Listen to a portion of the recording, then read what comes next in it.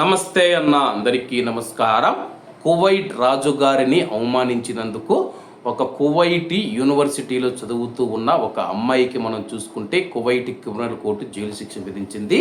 Social media ద్వారా Kuwait రాజుగారి యొక్క అధికారాలు కానీ లేకపోతే ఆయన గురించి ఎవరైనా విమర్శించినా తిట్టినా ఆయన అవమానిస్తూ మాట్లాడినా సరే కానీ కువైట్ రాజ్యాంగం ప్రకారం శిక్ష విధించబడుతుందని చెప్పేసి అధికారులు తెలుపుతూ ఉన్నారు.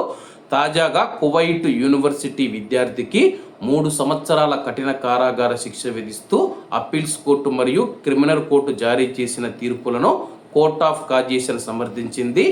సోషల్ మీడియా ఖాతా ఉపయోగించి ఎక్స్లో మనం చూసుకుంటే ట్విట్టర్లో ఒక పోస్ట్ చేసిన కథనం ద్వారా కువైట్ రాజు గారిని అవమానించడం మరియు ఆయన యొక్క పాలన గురించి తిట్టడం, అలాగే ఆయన యొక్క పాలనను కూలదోయాలని చెప్పేసి, అలాగే కువైట్లో కూడా ప్రజాస్వామ్యం రావాలి, రాజు పాలన ఉండకూడదని చెప్పేసి ఆ యొక్క అమ్మాయి అయితే పోస్ట్ పెట్టడం జరిగింది.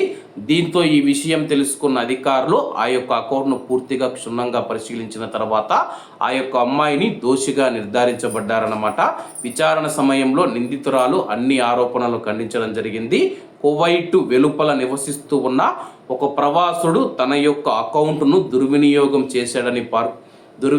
చేశాడని పేర్కొంది. నా యొక్క అకౌంట్ హ్యాక్ అయ్యింది, నేను అటువంటి ట్వీట్లు పోస్టులు పెట్టలేదని చెప్పేసి అమ్మాయి తెలిపింది. తన పేరుతో ప్రచురించబడిన పోస్టులు కథనాలు తొలగించవద్దని హెచ్చరించాడని ఆమె పేర్కొనిందనమాట.